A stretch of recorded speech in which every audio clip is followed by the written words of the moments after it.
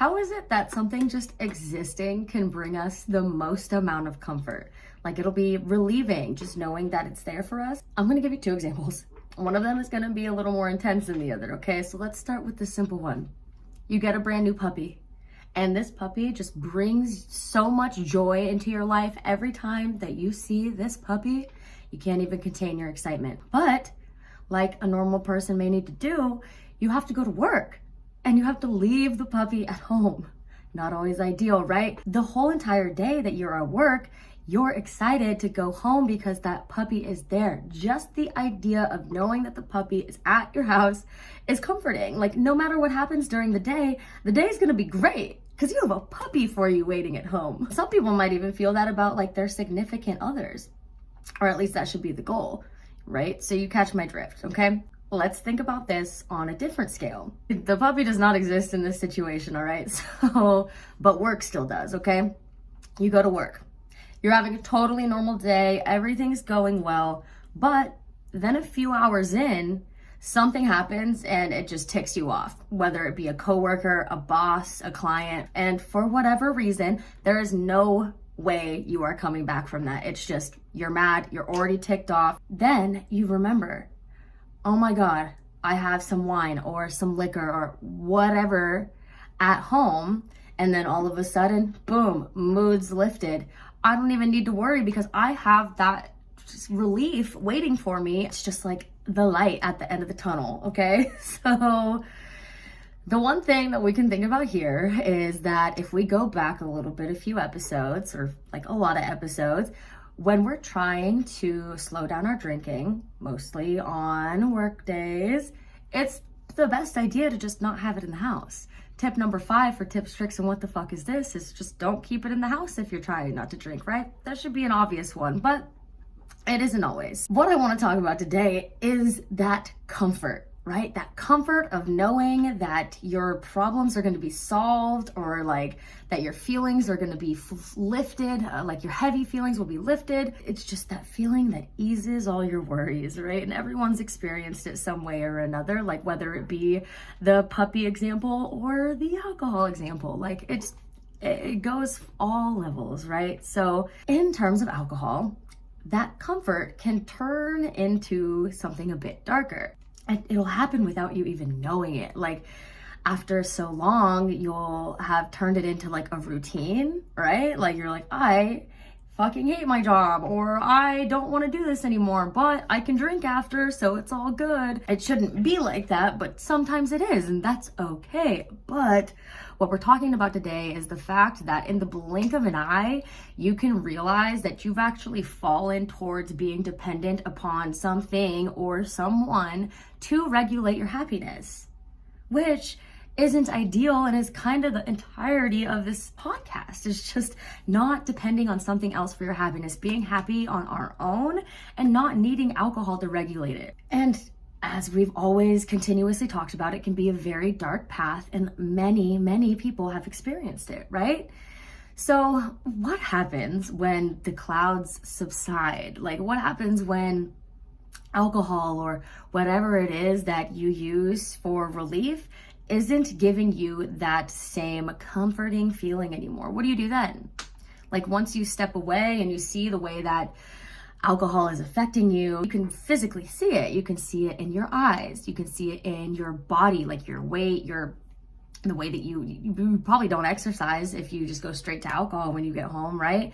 Like you can see it in your attitude, obviously your productivity, but like it affects everything, mostly if it's so constant. We already know this. Your sleep, your skincare routine, your self-care routine, whatever it is, literally everything. Like you see it for what it is. You kind of get the ick towards being a drunken sailor. Like when you're just drinking all the time and you're a low-key belligerent, like you kind of get the ick towards yourself. Like at least that's how it was for me. It just made me feel like I was weak for giving into something so frequently just to fix my mood.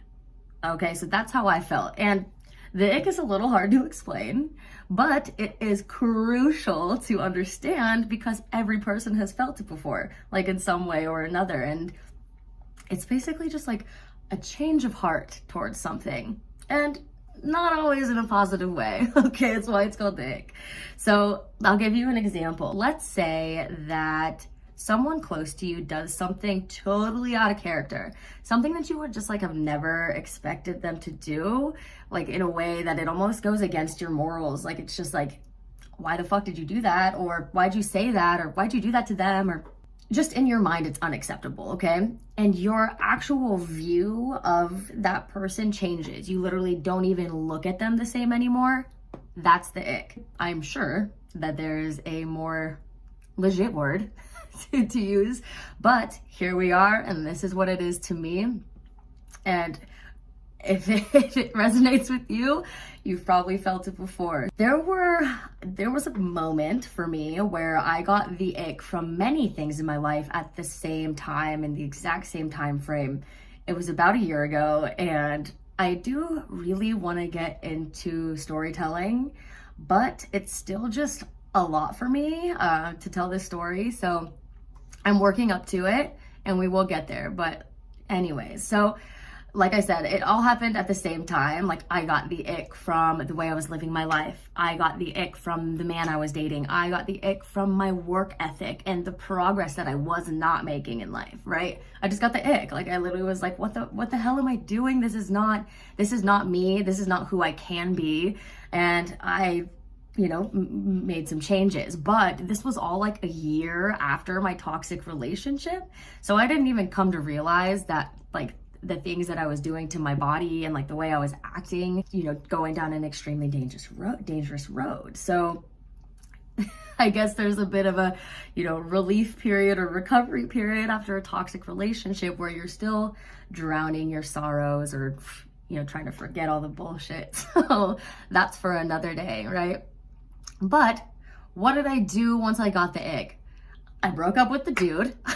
I started, actually taking really good care of myself, my, physical, mental, spiritual, we've talked about it before, but like I started thanking my body for how grateful I am that I've got this far. And I started thanking the universe for even letting me get this far, like most importantly is that I started to, heavily work on my future. I always talk about finding this purpose and this, that, and the other, but that was really literally what saved me. I'm not just like talking out of my butt. It's really what helped me the most. And I thought about all of the things that I love and all of, the things that make me me. And I tried to figure out how to make that something that could benefit the future and not just benefit my future, but potentially benefit somebody else's, right?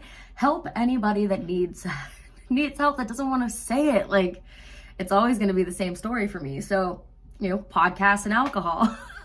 Just kidding, but not really though. So for me, like positive words of encouragement and reminding people that they're not alone, even though life isn't all sunshine and rainbows, like there's more out there for us.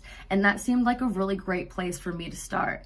And so that's kind of how this happened. Once I got the ick, I changed everything that I wanted that I got the ick from, got it out of there, because I'm not about to have the ick towards my life.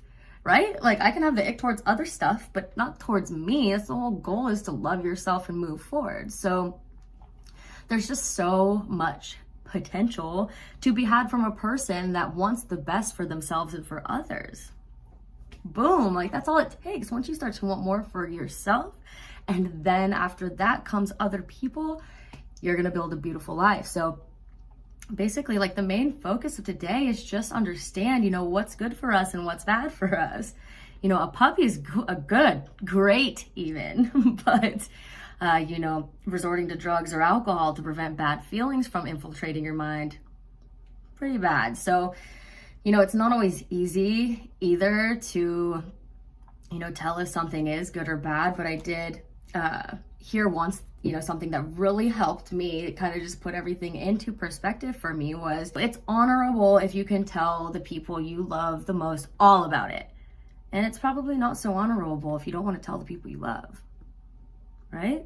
That totally clicked for me, so I hope it clicks for you. Like, shit, you get a new puppy or a kitten or whatever, something super cute, and your mom or whoever you contact first to tell them about this new animal is going to be like, send me a picture, or I'm coming over, or like they want to be there immediately. But you tell the loved one that you drink your days and nights away instead of like resolving your sadness or anger or whatever it may be in a healthy manner, you may get a bit of a different reaction. So anyways, but what I'm trying to say is like something can seem really comforting at first, but is it really right for you? Like, is it really, what has to happen for us to really know that it's bad or that it's good? Like, I know what it was for me. I know the situation that made me realize everything that I wanted to be better. You know, I know what happened for me. Like, what has to happen for somebody else to realize it, or what has to happen for you to realize what you're doing isn't the best option. Like, let's just try and get ahead of it and really think about our actions, like our decisions. Are they beneficial for us? Like, are they progressing for our future, or are they literally preventing it? Just got to think about it. Like,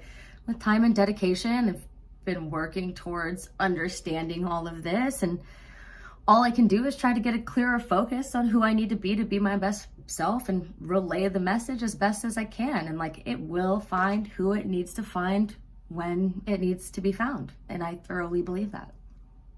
So until next time.